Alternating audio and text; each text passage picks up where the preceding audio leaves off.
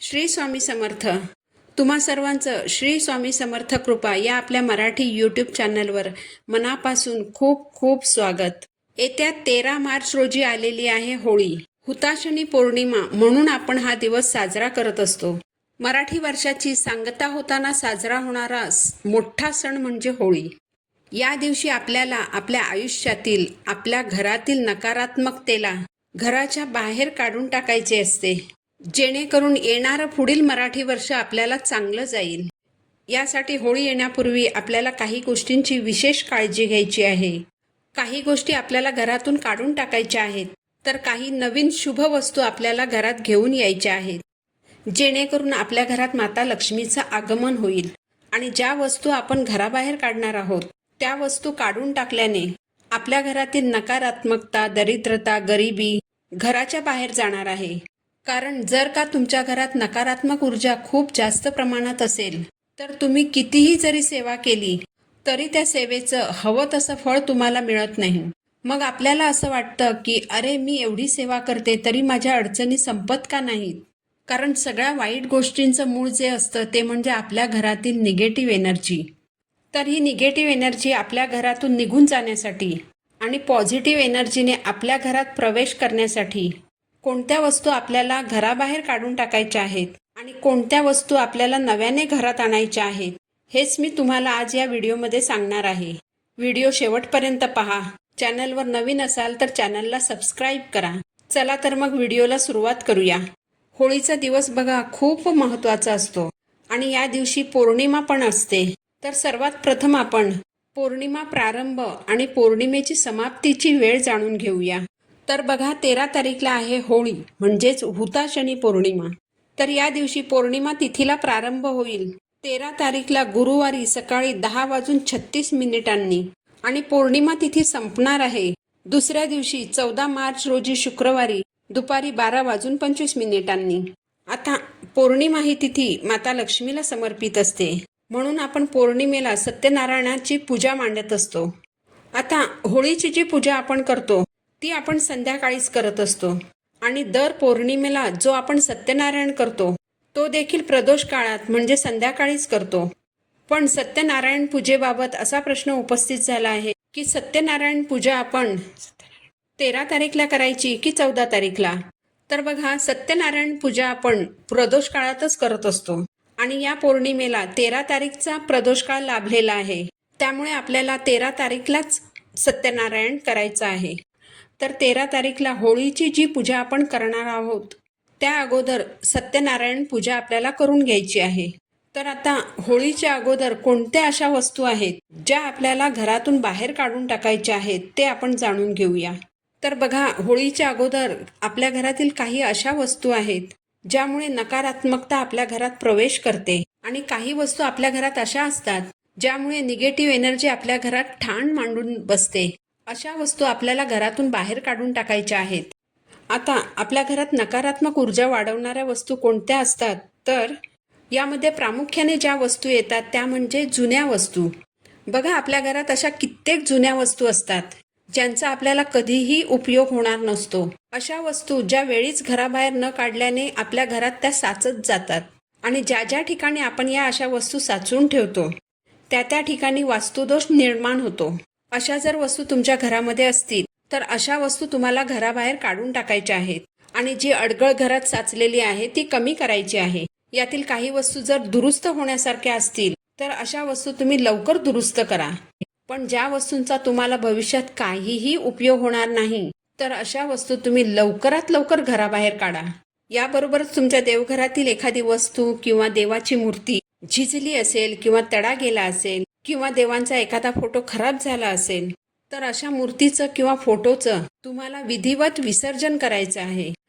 याबरोबरच जर तुमच्या घरातील देवांचे ग्रंथ किंवा पोथी फाटलेली असेल, पोथीची सर्व पानं निघालेली असतील तर असे ग्रंथ तुम्ही बाइंडिंग करून वापरू शकता. पण ग्रंथ जर खूपच फाटले असतील, बाइंडिंग करणं शक्य नसेल, तर असे ग्रंथ आणि पोथी देखील तुम्ही विसर्जित करा. देवांसाठी आपण जी वस्त्र वापरतो ती जर जुनी झाली असतील, खराब झाली असतील तर ती एखाद्या झाडाखाली मातीत विसर्जित करा किंवा मग व्यवस्थित पिशवीत बांधून तुम्ही ती निर्माल्यात टाकू शकता. बघा, जुनी पुस्तकं असतील किंवा घरात जर रद्दी साचलेली असेल तर ती लवकरात लवकर बाहेर काढा. होळी येण्यापूर्वी कोणत्या वस्तू घरातून बाहेर काढून टाकायच्या हे आता आपण जाणून घेतलं. तर आता होळी येण्यापूर्वी कोणत्या वस्तू आपल्याला घरात घेऊन यायच्या आहेत हे आता आपण जाणून घेऊया. पण या ज्या वस्तू आहेत या तुमच्याकडे अगोदरपासूनच असतील तर त्या वस्तू तुम्ही पुन्हा विकत घेऊ नका. किंवा या सर्वच वस्तू तुम्ही आणायला हव्यात असं काही नाही. तुम्हाला जेवढ्या जमतील तेवढ्याच वस्तू तुम्ही आणा. तर यातील पहिली जी वस्तू आहे ती म्हणजे पंचधातूचं स्वस्तिक. तर हे स्वस्तिक तुम्ही होळीच्या दिवशी सकाळी दरवाजा स्वच्छ पुसून त्यावर लावायचं आहे. कारण स्वस्तिक हे मांगल्याचं प्रतीक आहे. पण प्लास्टिकचं जे स्वस्तिक चिन्ह असतं ते लावू नका. जर पंचधातूचं स्वस्तिक आपण लावलं तर त्याचा जास्त सकारात्मक प्रभाव आपल्या घरावर पडतो. कारण स्वस्तिकमध्ये माता लक्ष्मीचा वास असतो. स्वस्तिक लावल्यामुळे घरामध्ये सकारात्मकता वाढते. म्हणून होळीच्या दिवशी तुम्ही दरवाजाला पंचधातूचं स्वस्तिक आवर्जून लावा. पौर्णिमा हा दिवस माता लक्ष्मीला समर्पित असतो. पौर्णिमेला आपल्याला भगवान विष्णू आणि माता लक्ष्मीची उपासना करायची असते. यासाठी आपल्या देवघरात भगवान विष्णू आणि माता लक्ष्मीचा एकत्रित फोटो असायला हवा. तुमच्याकडे जर असा फोटो नसेल तर तुम्हाला भगवान विष्णू आणि माता लक्ष्मीचा असा एकत्रित फोटो घरात आणायचा आहे. कुठल्याही धार्मिक दुकानात तुम्हाला हा फोटो सहज मिळून जाईल. ज्या घरात भगवान विष्णूंची सेवा केली जाते त्या घरात माता लक्ष्मी वास करते. कारण माता लक्ष्मीला भगवान विष्णूंची सेवा केलेली आवडते. म्हणून हा फोटो आपल्या देवघरात असणं महत्वाचं आहे. आता लक्ष्मी माता म्हणजे आपल्याकडे खूप पैसा श्रीमंती येणं असा याचा अर्थ होत नाही. तर लक्ष्मी 8 प्रकारची असते. तर अष्टलक्ष्मी म्हणजे धन, धान्य, आयु, आरोग्य, संतान लक्ष्मी, विद्यालक्ष्मी, भाग्यलक्ष्मी अशा ज्या अष्टगुणांनी युक्त लक्ष्मी आहेत त्यांनी आपल्या घरात वास करणं म्हणजेच आपल्या घरात लक्ष्मी नांदते. यानंतर तिसरी जी महत्वाची वस्तू आहे ती म्हणजे श्रीयंत्र. तुमच्या देवघरात जर श्रीयंत्र नसेल तर या होळीला आवर्जून श्रीयंत्र खरेदी करा. श्रीयंत्र मोठंच असायला हवं असं नाही. छोटंसं श्रीयंत्र असलं तरी चालेल. देवघरात मोठं श्रीयंत्र ठेवलं तर आपल्या घरात खूप पैसा येतो असं काही नाही. तर श्रीयंत्रावर वेळोवेळी कुंकुमार्चन सेवा होणं गरजेचं आहे. म्हणजे मंगळवार, शुक्रवार, पौर्णिमा, गुरुपुष्यामृत योग, दुर्गाष्टमी तर अशा या विशिष्ट दिवशी तुम्ही जर श्रीयंत्रावर कुंकुमार्चन सेवा करणार असाल तर श्रीयंत्र खरेदी करा. नुसतंच देवघरात ठेवण्यासाठी श्रीयंत्र खरेदी करू नका.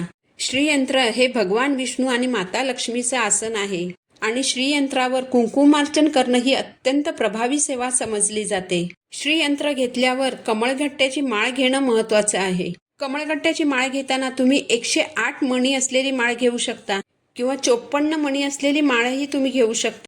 अगदी 27 मणी असलेली माळ देखील तुम्ही घेऊ शकता. कारण तुम्ही कमळगट्टा माळेची कितीही काळजी घेतली तरीही ती माळ खंडित होतेच. मणी देखील थोडेफार खराब होतातच. यानंतरची चौथी जी वस्तू आहे ती म्हणजे लक्ष्मीची पावले. सर्वसाधारणपणे बऱ्याच घरांच्या उंबरठ्यावर प्लास्टिकची लक्ष्मीची पावले चिकटवली जातात. अशी प्लास्टिकची लक्ष्मीची पावले लावण्याऐवजी तुम्ही पंचधातूची लक्ष्मीची पावले लावू शकता. पंचधातूच्या पावलांवर वेगवेगळी चिन्ह असतात. जसं की चंद्र, बाण, स्वस्तिक, कलश अशी चिन्ह कोरलेली असतात. चांदीची लक्ष्मीची पावलं लावणं जर तुम्हाला शक्य असेल तर अतिशय उत्तम. पण हे सगळ्यांनाच शक्य होत नाही. तर होळीच्या दिवशी तुम्ही उंबरठ्यावर पंचधातूची लक्ष्मीची पावलं आवर्जून लावा. यानंतरची 5वी आणि महत्वाची वस्तू म्हणजे कवड्या. कवड्या माता लक्ष्मीला आकर्षित करतात. कवड्यांची उत्पत्ती ही समुद्रमंथनातून झालेली आहे. आपण देवीच्या मंदिराच्या आसपास पाहिलं असेल की बऱ्याचशा स्त्रिया ह्या गळ्यात कवड्यांची माळ घातलेली असते. कारण कवड्या माता लक्ष्मीला अतिशय प्रिय असतात. जर तुमच्या देवघरात तुम्ही अजूनही कवड्या ठेवलेल्या नसतील तर होळीच्या दिवशी तुम्ही देवघरात कवड्यांची स्थापना करू शकता. तर अतिशय महत्त्वाच्या अशा या वस्तू आहेत. बघा, होळीचा दिवस हा अत्यंत महत्त्वाचा दिवस आहे. या दिवशी तुम्ही जर या वस्तूंची स्थापना केली तर तुमच्या घरातील नकारात्मक ऊर्जा संपविण्यासाठी ते तुम्हाला अतिशय फायदेशीर ठरेल. तर होळी येण्यापूर्वी आपल्याला घरातून कोणत्या वस्तू बाहेर काढायच्या आहेत, सत्यनारायण कधी करायचं आहे आणि कोणत्या नवीन वस्तू घरी घेऊन यायच्या आहेत, तर या सर्व गोष्टी तुम्हाला या व्हिडिओमधून समजल्या असतीलच. तर झालेली सेवा मी महाराजांच्या चरणी अर्पण करते. पुन्हा भेटू नवीन व्हिडिओसोबत. श्री स्वामी समर्थ.